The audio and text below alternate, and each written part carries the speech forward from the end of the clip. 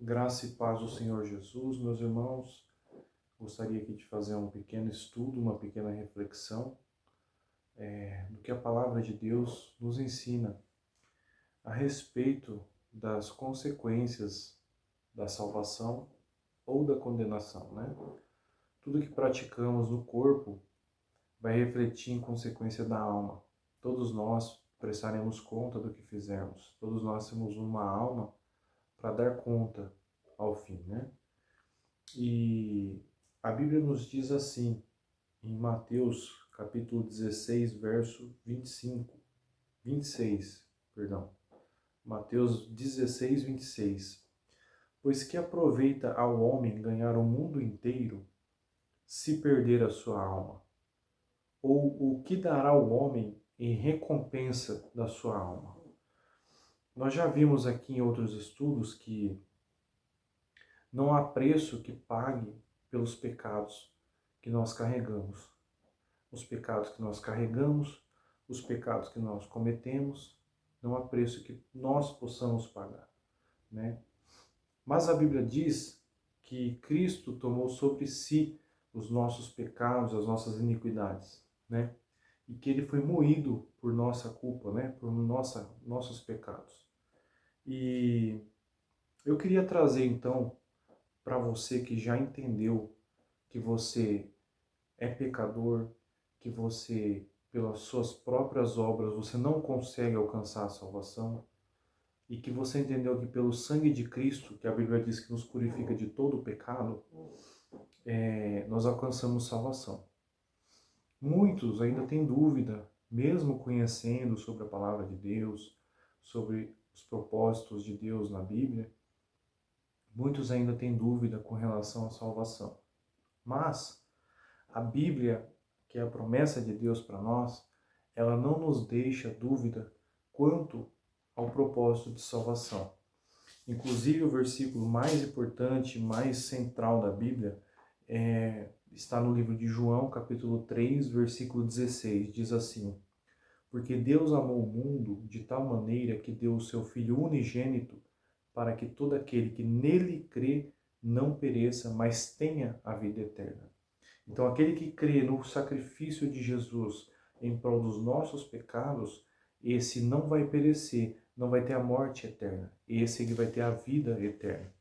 Lá no versículo 36, ele fala assim: aquele que crê no Filho tem a vida eterna, mas aquele que não crê no Filho não verá a vida, mas a ira de Deus sobre ele permanece. Ou seja, ainda estamos perdidos em nossos pecados, a Bíblia diz. Então, a ira de Deus ainda está sobre nós. Então, essa ira não foi tirada por conta dos nossos pecados. Então, se eu estou em Cristo, se eu creio no Filho, eu tenho a vida eterna. Então, essa é uma certeza que a Bíblia nos dá. Outros versículos aqui que eu vou também ler, porque é importante a gente sempre mostrar as provas bíblicas daquilo que a gente fala, né?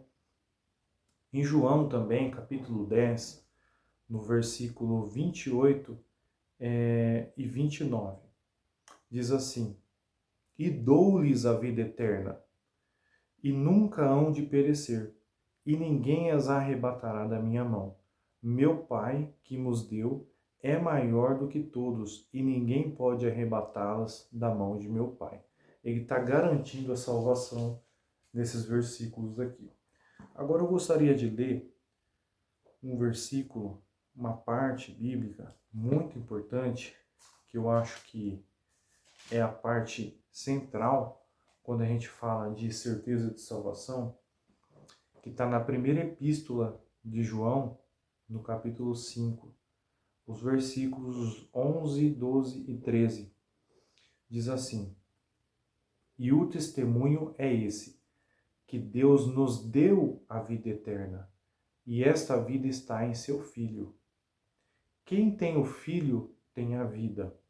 Quem não tem o Filho de Deus não tem a vida. Agora presta atenção, versículo 13. Estas coisas vos escrevi, os que credes no nome do Filho de Deus, para que saibais que tendes a vida eterna, e para que creiais no nome do Filho de Deus. Olha a garantia que nós temos de vida eterna.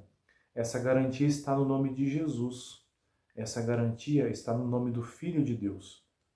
Então, essa é a promessa que ele nos fez, né? A vida eterna. Então, irmãos, eu gostaria que você pudesse refletir sobre essa mensagem, para que você pudesse realmente se posicionar e entender que nós servimos um Deus não de dívida, de dúvidas, mas sim um Deus que nos dá a certeza daquilo que nós teremos, da vida futura, é a vida eterna. Não fosse assim, nós serviríamos um Deus sem saber se Ele cumpriria a promessa dele de nos salvar ou se nós dependeríamos inteiramente de uma misericórdia dele através das obras que nós praticamos para ele, né?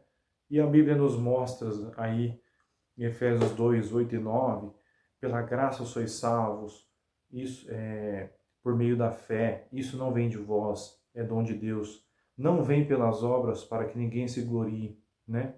E lá Isaías também, 64, 6, diz assim que nós somos como imundo para Deus e as nossas justiças, ou seja, as nossas boas obras, são como trapos de imundícia.